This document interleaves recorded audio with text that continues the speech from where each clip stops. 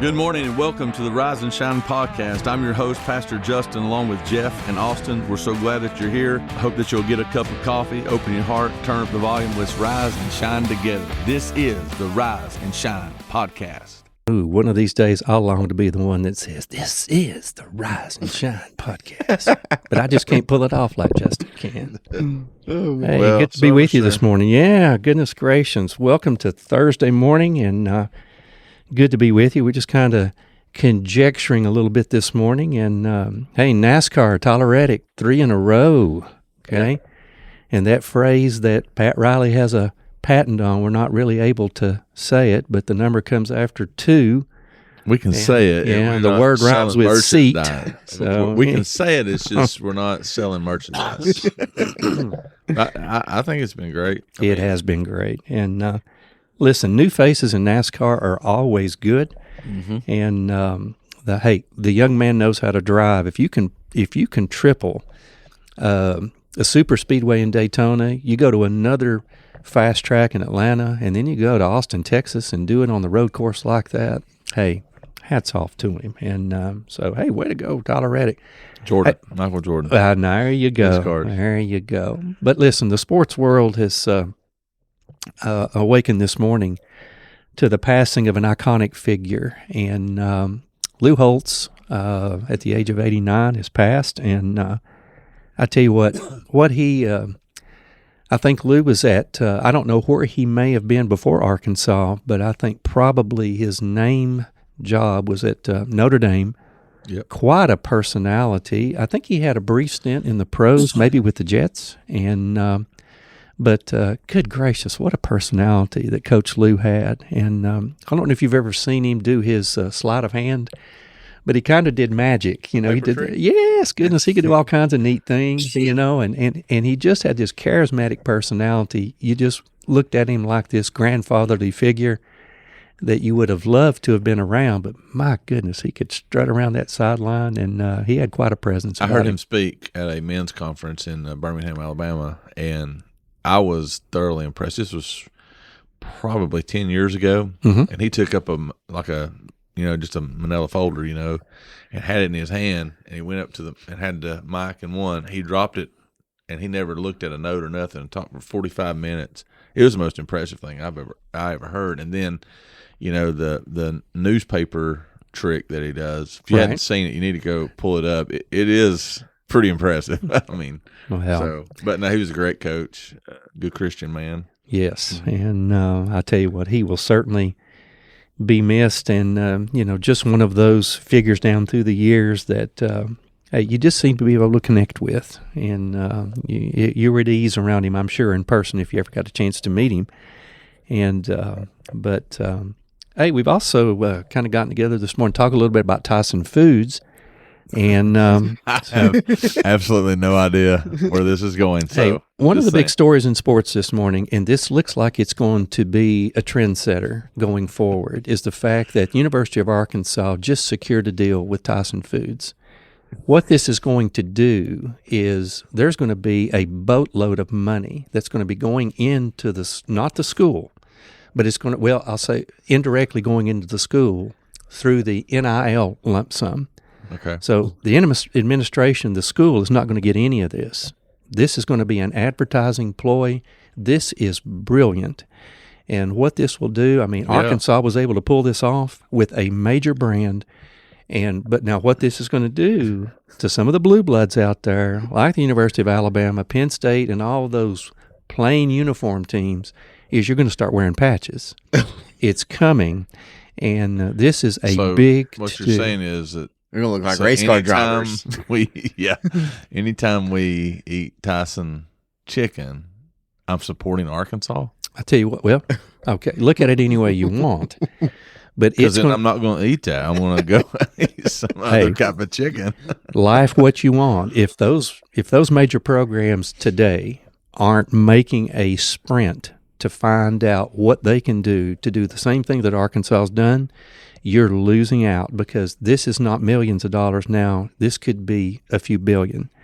That is a major brand. Hats off to Arkansas for setting the pace, because And I've got to believe John Calipari's got his hand in this. I'd like to go ahead and make a prediction for the champion next year for Arkansas to win the SEC title. And then have chicken after. Yeah, and then have chicken after. Oh, yeah. And have all this money to give out to these players. And poor Alabama is Dole pineapple.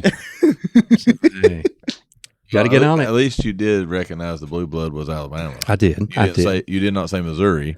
No, I can't get there yet. Saying. But hey, listen. Or Tennessee. But let's just say that Missouri lands a huge deal, like Texas Roadhouse. I'm just spitballing with you here. I'm just saying. Insane. But what this could do is, it just changes. Listen, Brigham Young just locked up another top 2 or 3 recruit in basketball.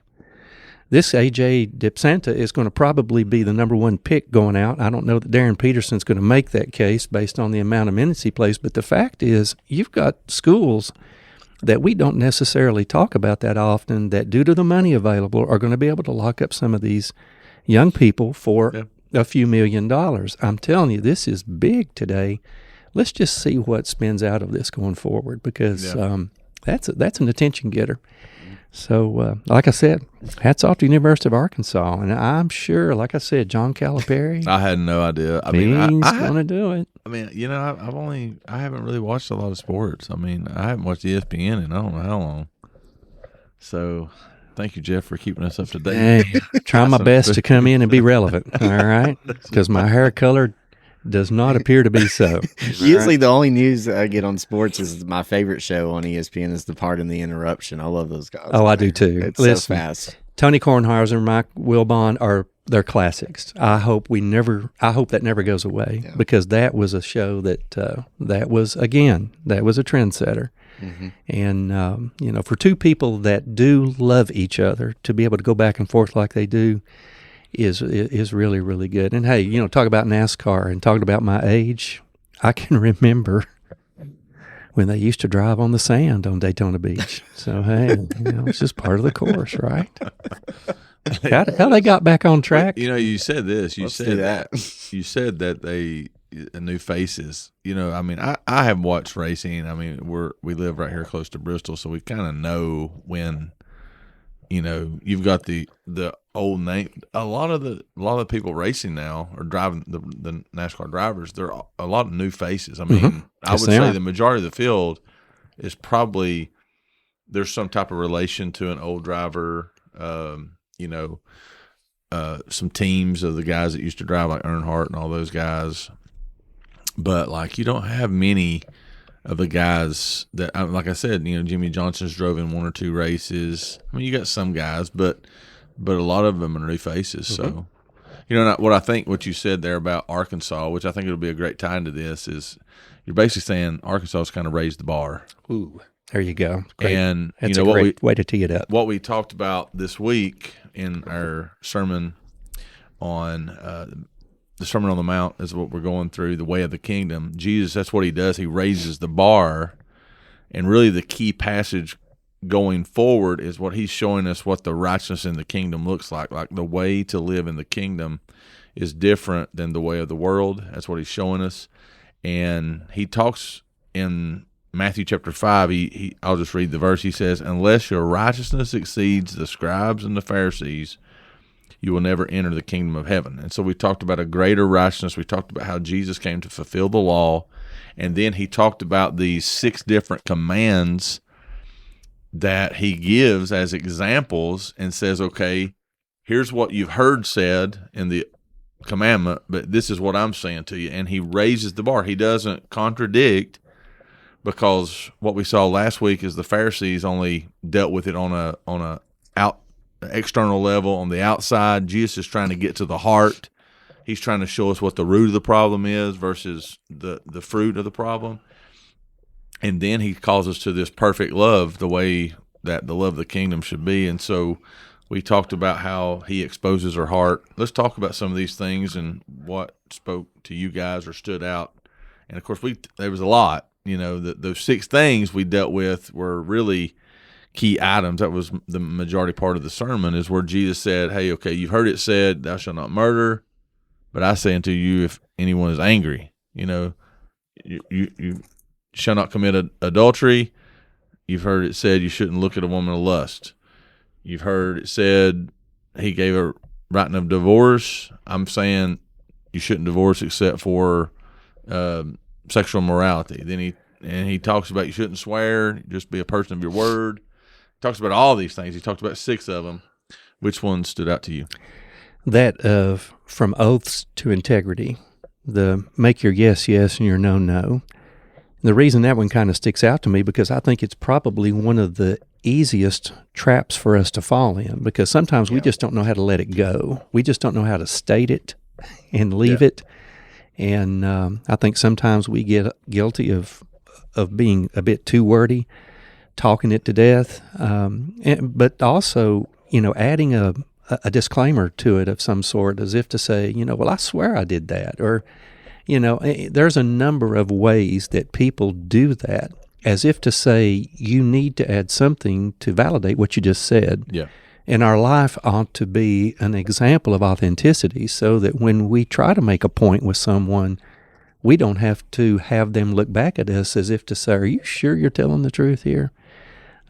We may have earned that skepticism based on the example of our life like that. So that's one of those, I think, that sticks out to me. Because in that passage, he basically says, don't swear, don't swear to God, don't swear by heaven and earth, don't swear by the, that you can change something, and he talks about and the Old Testament says, and Jesus even brought this up, don't even make an oath. I mean, because it's better not to promise something than to promise something and to break the promise, especially with God. He said, because you'll be guilty. But he's saying here that we should just say yes or no, just simply, pretty easy. Just be a person of your word.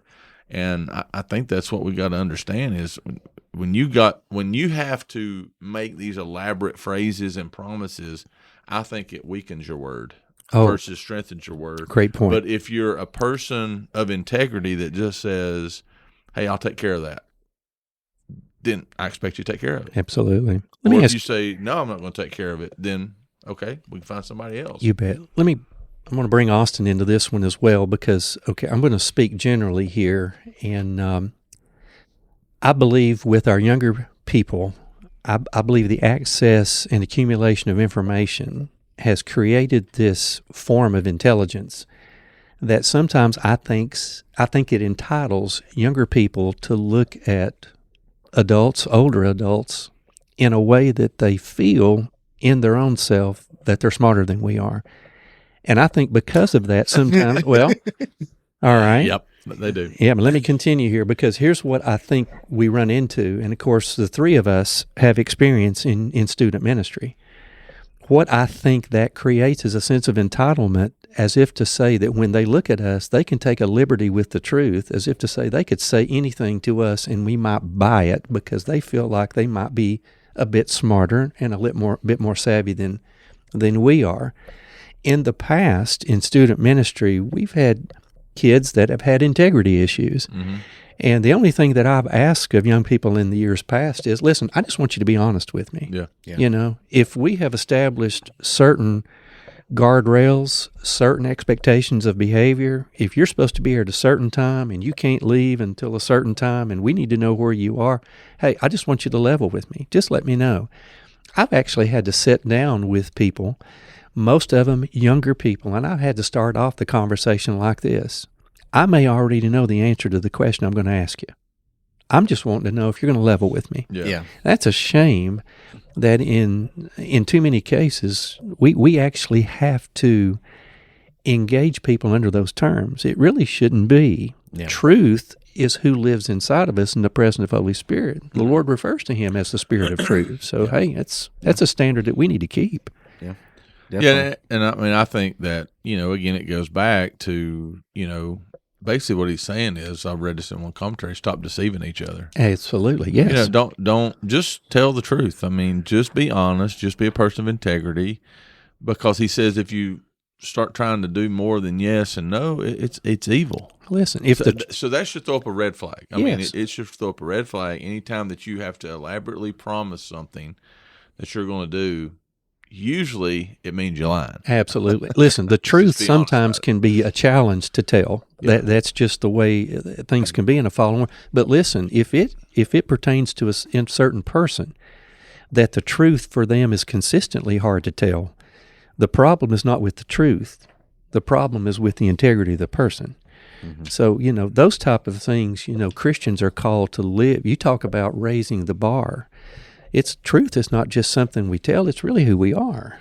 It is the standard that we live by so that others could reliably follow our example. Again, what Matthew's trying to do by showing us this sermon that Jesus preached, he's showing us there's two kingdoms. You either are living for the kingdom of the world. Mm-hmm. Mm-hmm. What is the kingdom of the world about? It's not about integrity. No. If you actually look at the things we talked about, the things that Jesus exposes, murder to anger, it's not about, people are angry. People, are full of hate today. If somebody disagrees with you, whether it's political, religiously, socially, people just get plumb mad. And they get violent. Yeah, they can. And what Jesus is saying is the reason murder just don't happen just because somebody decides to go get a gun and shoot somebody. Usually they get ticked off about something. They don't deal with it. Then it boils up inside and it explodes into, violence. That's what happens. And then you think about, and so what Jesus is saying is deal with the heart matter. He's saying, because this is and he's talking about getting angry with your brother. And he says, what does he say that the kingdom of heaven is like? He didn't say the one that's wrong, go and seek reconciliation. He said, if you know somebody's got something against you, so you're in the right, you go and ask forgiveness. Absolutely. You go and make it right. That's the difference. The world is saying, oh, you did me wrong? Well, I ain't forgiving you until you come and get on your knees and you beg for forgiveness. What he is saying is when I know somebody's done me wrong, I go to that person and try to make it right. I try to live peacefully. That's the difference of the kingdom. And then when you get to the adultery and lust, we talked about what that was. And some of this is just it's eye opening. And but this is in the Bible. Yeah. Well, the point these are Jesus' words, folks. Right. They are controversial. The point you made regarding the adultery to lust subpoint in your message was you said the adultery is the outward fruit. Yes. Lust is the inward root. Mm-hmm. And I wanted to make a note of that because it's very, very sure. In fact, I'll just tell you this. In our connect group last night, had a young man that at some point in time, I think it was maybe right after we closed out last night, looked at me and said, I've listened to this message 3 times. And because of the content in it, you could have very easily, if the Lord had chosen to do that, have probably chopped this up into about 3 different messages because these points are worthy of consideration like that. But when you think about the transformative preaching, teaching that Jesus was offering on that mount, this was different. And again, so there's 2 types of, basically there's this sexual immorality is what many passages talk about. It comes from the word porneia, which we get pornography. Right. But when you think about but then there's 2 other words. There's adultery and fornication. Fornication is any sexual activity between people that are not married. Right. Outside of marriage. So if I'm not married, somebody else is not married, that's what we're talking about. But adultery is with people that they're not married to. Right. So if I'm married to my wife and then I, had a relationship with another woman, that would be adultery. So this is what he's talking about here. So the question is, what is biblical marriage? Because that defines it. So any type of sex outside of between a married biological male, we have to say that today, and a biological female is considered adultery. Plain and simple. That's just plain and simple as you can get. So, again, but where does it start? It starts with lust. Mm-hmm. And people say, well, if I've already done it in my heart, I'll just go ahead and do it, physically. Well, that's not what Jesus is saying at all. He is saying you need to war against it. And, a lot of people say, well, every sin is, I have my sin, you have your sin, and all sin is sin. Well, not according to the Bible. Jesus said there's some sin, the sin goes against your body, but he said that the sexual sin, lust, adultery, fornication, sexual immorality goes against your soul. It's a different type of degree to that sin that he attaches to that in the Word. It's a killer. Listen, the enemy is quite slick and deceptive and very skilled in his leading human beings to believe that the only way that they're going to be relieved from the weight and the stress of temptation is you just need to give in, because it's only going to get worse. You're not going to be able to bear up. I kind of taught on that last night with the deception and stuff. It's like when we were doing Adam and Eve, what did the serpent say? He started with a question. He didn't say, all right, go ahead, eat it. It's awesome. It tastes great. He started with a question, made her Eve basically doubt, Now, what did he question, though? What? He made her question God's word. Oh, yeah, question what God said. See, and that's what our culture and she is added doing. to it. Did God really mean that? Yeah. Did God really? Because I heard somebody say this, that Jesus never spoke about what marriage is. And I'm like, yeah, he did. Matthew 19. Yes, he did. He said, and here's what I said. I said, he said from the beginning, from creation, it was male and female. That's what marriage is. It's between a man and a woman, biological male, biological female, married for a lifetime. That is what God's design is. And then he looked right at me and said, that ain't what God means. I'm like, it's in red. Right. Jesus, this is what Jesus said. I mean, how else can you take it? But that is what Satan is trying to do. He is trying to get us to doubt God's word. Well, did God really say that? Because again, when you teach exactly what the Bible says and what is true about gender, about sexuality, about marriage, it's offensive to our culture because they don't agree with that. That's where we are. That's true. And it ain't about being mean. It's just saying this is what the Bible says. I mean, let's be honest. A marriage between a biological male and a biological female is better than a homosexual marriage. God's desire, God's intention. I mean, it's better. I mean, being married and not committing adultery is better. It certainly is. Certainly is. I mean, God has a design, and so we can't play around with it. We're not to flirt around with it. We're to get rid of it. And then, I talked about this too, because, these are some tough subjects to cover. I'll just go ahead and tell you. But we talked about divorce. And, we got a lot of people in our church that are divorced. And it's not that God is against divorce. What is God against? He's against what divorce does. And I don't think there's one, and here's what is funny. I don't guess it's funny, but divorced people don't get upset at Christian people that have been divorced don't get upset at you when you talk about divorce. You know who gets upset at you? Other people that are not divorced. It's unbelievable, because we have some people, and I talked to them. I said, look, I'm dealing with this. But again, you got to go to the context. Are there reasons for divorce? Of course they are. I don't think anybody's saying that. And again, what Jesus was talking about, but here's the thing. In Bible days, in Jesus' time, the only person that could get a divorce was a man. A woman could not request a divorce. A man had to. And it was for silly things. It was for, again, like I said, they actually taught it. I looked it up and I could not believe it. But it was a religious teacher that taught that if your wife, did not cook supper the right way or burnt the bread or whatever, that you could divorce her. That's a casual look at marriage. It's what the world looks at today. It says, well, and that's why, when and I know you do too, Jeff, as we are asked to marry people, we sit down and have premarital counseling. We want them to get, the worst thing you could do is just go through with it because you're worried about what it's going to look like. If you get through the marriage counseling and you're saying, well, I'm just not sure about this, you probably need to wait until you are sure. Right. The sad part is today that the divorce rate of unsaved people and the divorce rate of saved people are the same. About the same. That's not God's design. Again, we love people that have been divorced. We have them serving in our church, and they're great. And they went through a difficult situation, and not every situation is the same. But God's design and best design for the family is a husband and a wife together for a lifetime. I think what folks are searching for who have gone through the hurt of divorce is when they make their way back to the church, if they ever left at all. And we don't want anybody to feel like they have to leave based on things that have happened in their past. No, that's not it. But folks who have experienced the trauma and the hurt of divorce, I think, are just wanting to hear words of hope.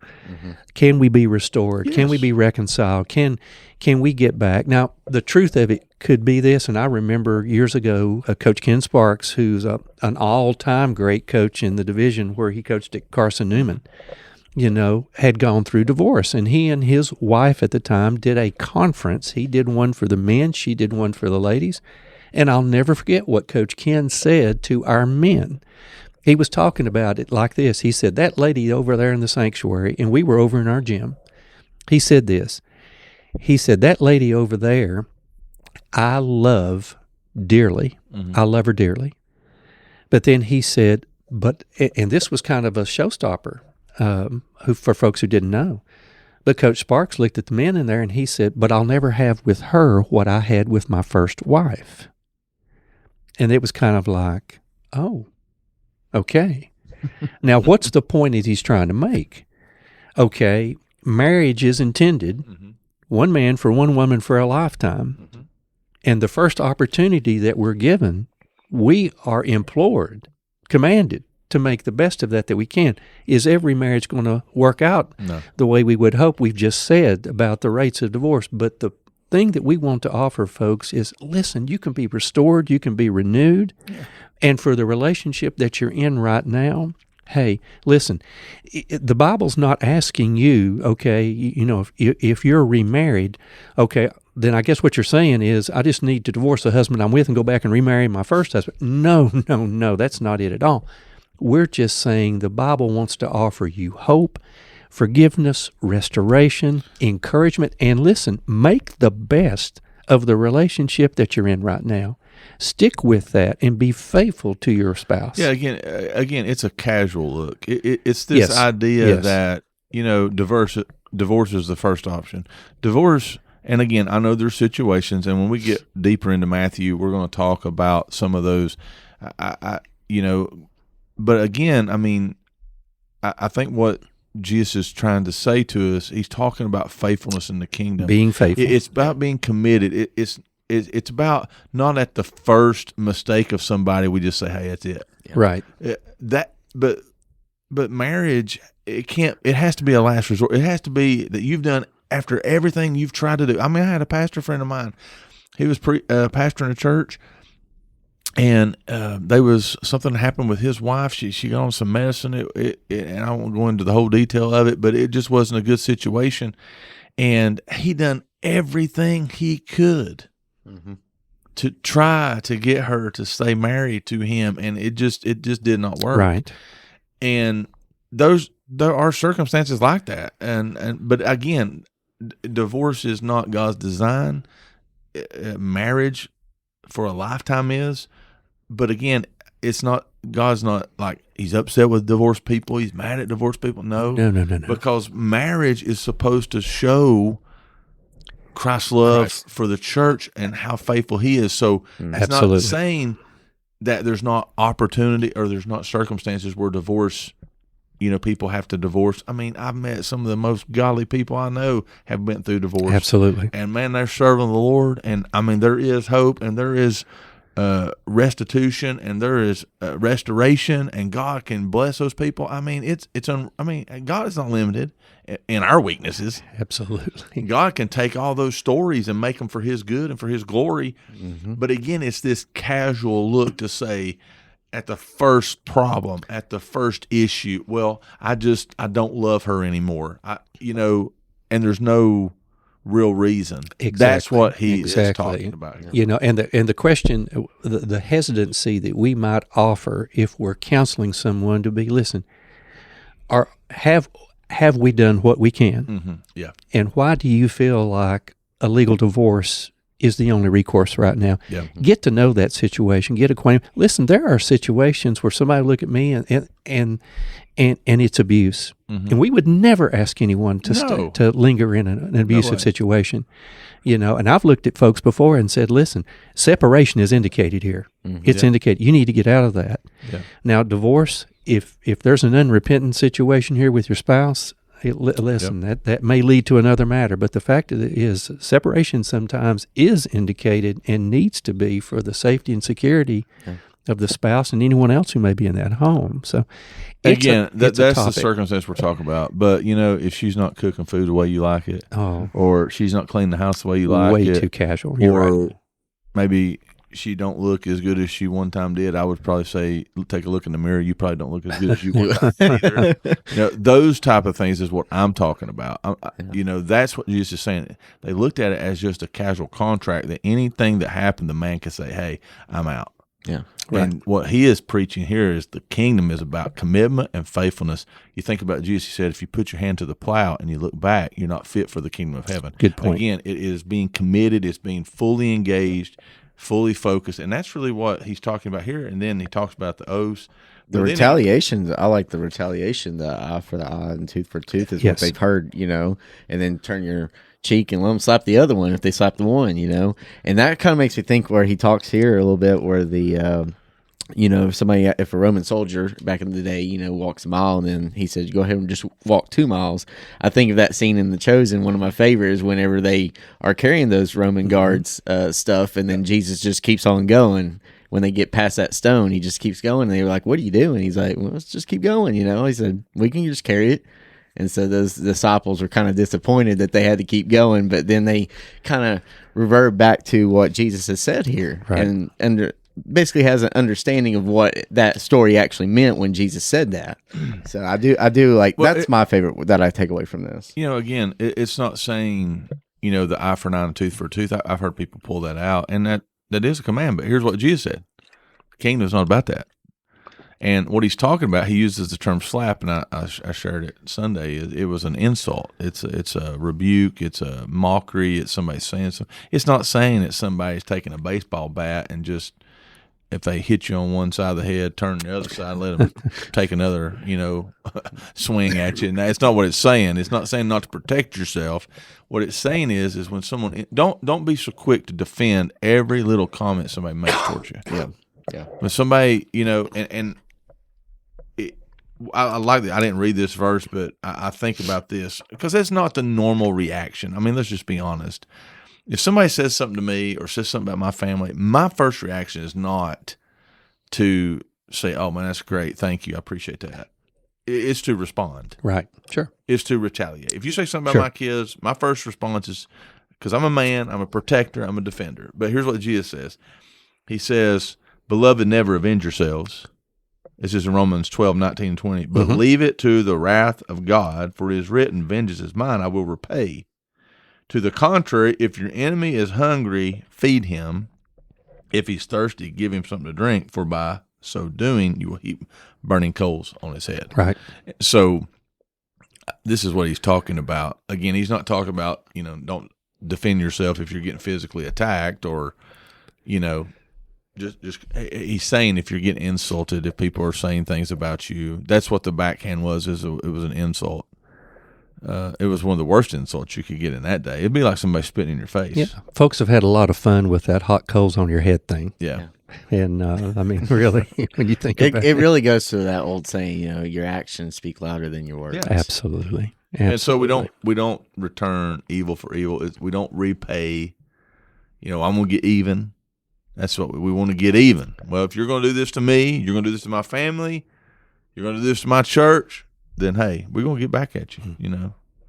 That's not the attitude of people that live in the kingdom. It's that we don't retaliate. We just surrender. We let the Lord take care of it. Absolutely. He's got us. You think about David. You remember, I thought about, Jesus, when he was being mocked and insulted and everything, he never responded at all. Right.